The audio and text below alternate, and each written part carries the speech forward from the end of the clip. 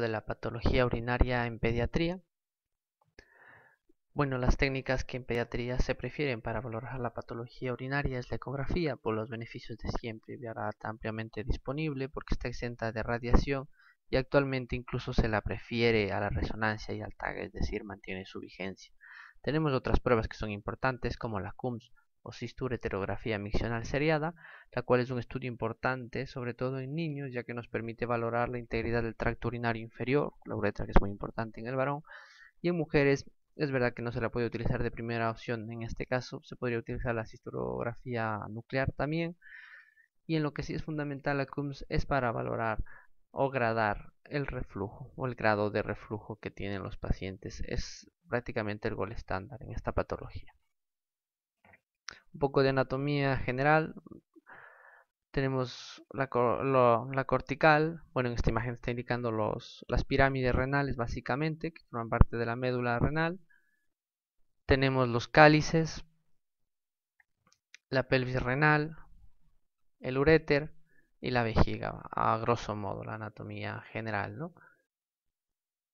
Y en esta imagen, bueno, al final me he indicado con la flecha la cortical del riñón. Entonces, el riñón básicamente tiene una estructura cortical, una medular que está formada por las pirámides, y hay zonas que separan las pirámides, que se conocen como pirámides, perdón, que se pasan las pirámides que se conocen como pilares de Bertin. Y luego el sistema excretor que está formado por los cálices, los cuales se unen para formar la pelvis renal.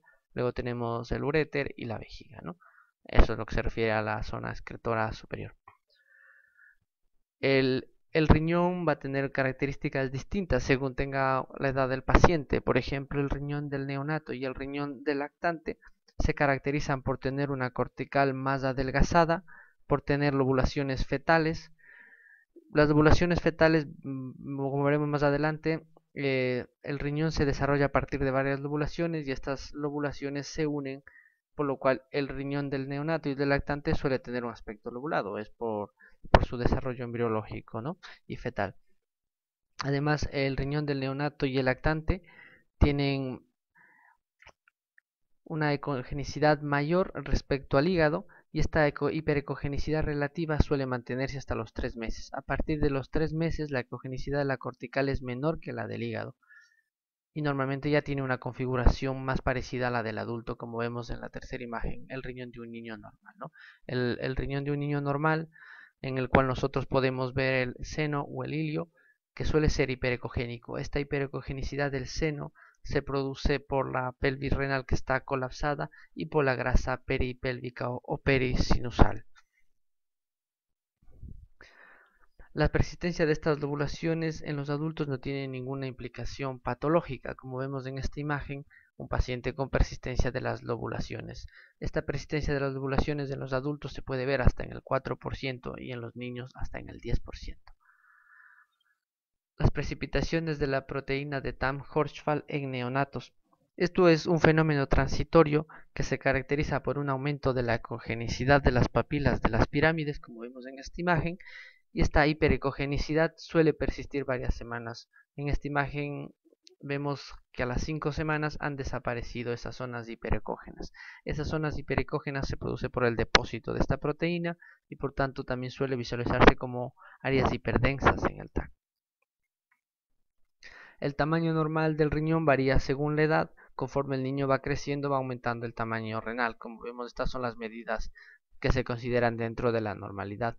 Hasta los 15 años, donde el riñón suele tener un tamaño similar al del adulto. Las variantes de la normalidad. Tenemos la línea de O'Donnell o línea de unión parenquimatosa. Como les había dicho, los riñones se forman a partir de varias lobulaciones que se unen entre sí para formar el parénquima renal. Cuando dos lobulaciones no se unen completamente, hay una zona o una interfase que es ocupada por grasa, y esto ecogénicamente se ve como una línea hiperecogénica que va desde la periferia hasta el seno del riñón. Y en el TAC, como vemos, es una línea hipodensa, es decir, una línea de grasa que va desde la cortical hasta el seno. No tiene igual ninguna implicación. Y cuando existe un defecto de la unión, pero este defecto de la unión es más pequeño, nosotros lo que vamos a ver es una cuña como en esta imagen, es decir, un defecto de unión más pequeño como que la línea de O'Donnell. La hipertrofia de las columnas de Bertin Es también una variante de la normalidad que no tiene ninguna implicación, solo que en algunas ocasiones la podemos confundir con un tumor. El diagnóstico diferencial se plantea ya que las pirámides suelen tener una ecogenicidad similar al parénquima renal y en el tacto suele tener una densidad y se comporta en el nefrograma igual que el resto del parénquima renal. Las malformaciones del tracto urinario superior. Vamos a recordar un poco el desarrollo embriológico, que es importante para saber cómo se producen las alteraciones. Bueno, el riñón normalmente se deriva de un metanefros primitivo que se origina a partir del tejido mesenquimal de la zona persaca. Este tejido primitivo se conoce como blastema o como blastema metanéfrico, como vemos en esta imagen. Este blastema metanéfrico va a dar origen prácticamente a todo el riñón, a todo el parénquima renal, mientras que el aparato excretor se va a originar a partir de una yema ureteral. Esta yema ureteral se forma a partir del conducto metanéfrico o conducto de Wolffian. Este es el conducto de Wolffian. Entonces, a partir de una evaginación de este conducto de Wolffian se forma la yema ureteral. Luego esta yema ureteral va a unirse a la cloaca y dará origen a la vejiga y sigue creciendo cranealmente hasta unirse con el riñón. Cuando se une con el riñón se va a diferenciar en los cálices y en las pelvis. Conforme continúa el desarrollo, los riñones se localizan más cranealmente y la vascularización renal, ya está fallando la flecha, la vascularización renal depende de los vasos pélvicos. Además, estos conductos de Wolffian van degenerando y van migrando caudalmente.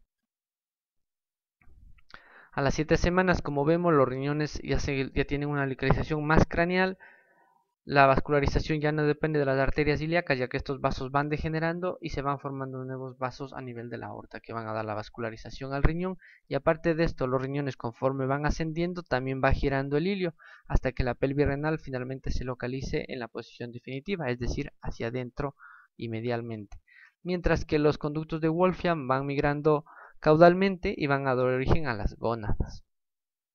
Como vemos en esta imagen, los conductos de Wolffian han dado origen a las gónadas. Y finalmente, a las 8 semanas, los riñones ya tienen su localización definitiva con la rotación final y los conductos de Wolffian han dado origen a las gónadas. Aparte de eso, a partir de estos conductos de Wolffian también se va a diferenciar el epidídimo, los conductos eyaculadores y los conductos deferentes en el varón. Esto no sucede así en las mujeres, donde los conductos de Wolffian degeneran y los genitales internos femeninos se forman a partir de los conductos de Muller. Anomalías de la posición y fusión renal. Aquí tenemos un riñón pélvico. Un riñón pélvico es un riñón que no ha ascendido durante el desarrollo, no ha tenido el ascenso normal que les había explicado. La ectopia renal cruzada. La ectopia renal cruzada se produce cuando el riñón durante su ascenso cruza la línea media y se fusiona con el otro riñón. Existen varios tipos. Aquí vemos los 4 tipos en este esquema. Y aquí tenemos un ejemplo en el cual vemos que el riñón derecho ha cruzado la línea media, se ha fusionado con el riñón derecho y aparte de la fusión también tiene una malrotación. Como vemos, los ilios no están orientados medialmente y hacia adentro como en un riñón normal. El riñón en herradura. El riñón en herradura se produce por una fusión de los polos inferiores de ambos riñones. Además suelen ser riñones de implantación baja. Aquí tenemos un ejemplo en la ecografía. En la ecografía, como en el TAI y en cualquier otra prueba de imagen, la mejor proyección para ver un riñón en herradura es un corte axial. Aquí vemos el riñón derecho, el riñón izquierdo y la zona de fusión entre los dos riñones. La duplicación renal completa. La duplicación renal completa, normalmente en la duplicación renal completa, cada riñón prácticamente sí, de manera podríamos decir que cada riñón o cada porción del riñón tiene su propio uréter. Como vemos en este esquema, cada uréter puede tener su trayecto independiente o el uréter superior puede unirse al uréter inferior en algún punto del trayecto. Normalmente cuando cada uréter tiene su trayecto, el uréter superior suele tener una desembocadura ectópica y estar asociado a un ureterocele, como en este esquema. Además, si es que no existe dilatación ureteral, en la eco no se ve. En la eco nosotros los hallazgos que podemos ver son la visualización de dos ilios renales, como vemos un ilio renal hiperecogénico, otro hilio renal hiperecogénico, pero estos hilios renales están separados por una zona de parénquima normal, no es un hilio renal continuo. Este hallazgo ecográfico nos sugiere una duplicación renal completa en caso de que nosotros no veamos el doble sistema, que normalmente no se ve a menos que haya mucha dilatación. Aquí tenemos una CUMS en el cual visualizamos los dos sistemas de excretores, vemos que hay reflujo y también hay dilatación pielocalicial. La dilatación calicial localizada en el polo superior suele ser más frecuente en niños mayores, o lactantes. Se refiere a una dilatación del grupo calicial superior que no suele tener ninguna implicación, aunque a veces puede doler y se produce por compresión de vasos a nivel del infundíbulo. La hipoplasia y la agenesia renal. Normalmente se cree que se produce por un déficit en el aporte sanguíneo durante el desarrollo. Tanto la agenesia como la hipoplasia uni o bilateral puede asociarse con hipertensión. En la agenesia unilateral, como vemos en la primera imagen, la zona del riñón faltante suele ser ocupada por el ángulo, en este caso el ángulo hepático del colon, y si fuera izquierdo el ángulo esplénico del colon. Entonces esta migración o esta desviación del colon normal nos ayuda a nosotros en la radiografía o en la eco a sospechar la agenesia renal. En la segunda imagen vemos una hipoplasia renal derecha. Esta hipoplasia renal derecha normalmente suele haber desarrollo tanto del uréter, de los vasos, y el riñón contralateral suele ser compensador. Y en algunos casos también puede haber alteraciones en el desarrollo de este riñón contralateral. El síndrome de Potter es un síndrome en el cual hay una agenesia renal bilateral. El síndrome de Potter suele ser incompatible con la vida o los niños suelen nacer al poco tiempo de nacer. Aquí vemos una memotecnia para recordar a lo que se asocia al síndrome de Potter, ¿no? Se asocia a pulmonary hipoplasia, es decir, una hipoplasia pulmonar, oligohidramnios, twisted skin, que significa piel arrugada, twisted face hace referencia a la facies típica de Potter, orejas de implantación baja, micrognatia e hipertelorismo. Extremity deformities, que hace referencia a deformidades en las extremidades, y renal agenesis, una agenesia renal bilateral. Y también puede haber hipoplasia renal bilateral, pero la hipoplasia renal bilateral es más frecuente en niños mayores y más raramente en lactantes. Esto porque la causa es una trombosis de la vena renal o de la arteria renal al nacer. Entonces esta trombosis lleva a una hipoplasia del riñón afecto. Otras causas de hipoplasia son infecciones urinarias de repetición y el reflujo vesicoureteral. Existe una forma de hipoplasia renal bilateral que es la hipoplasia segmentaria del riñón de As-Uffmark, que se caracteriza por estar asociado a hipertensión y tener estas características. Aquí vemos un riñón hipoplásico en el cual no se ve diferenciación córtico-medular. Vemos algunas líneas hiperecogénicas que cruzan de la cortical a la médula.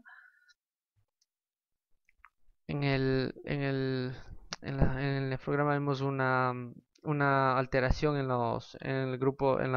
el sistema excretor, una alteración del sistema excretor, y vemos un nefrograma también alterado. Bueno, y esto es todo por el momento.